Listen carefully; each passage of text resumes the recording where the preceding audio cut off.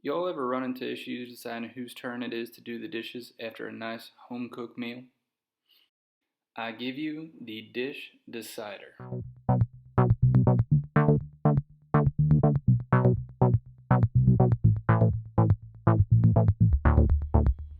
What's up, guys? This is my printables ring holder contest design. Um, it's pretty cool. You can drop your ring down the top to see who has to do the dishes, or you can just hang it on one of the posts.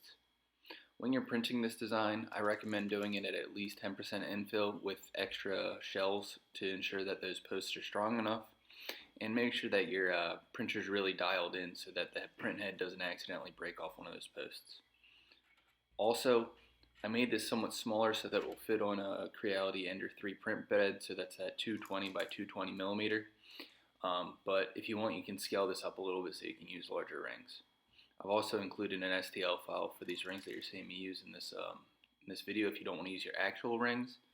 And you definitely don't want to be using any rings on this thing that have some sort of stone in it, because you don't want the stone to pop out.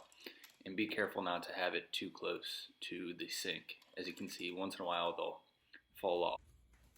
Anyways, thanks y'all, and check out this timeline.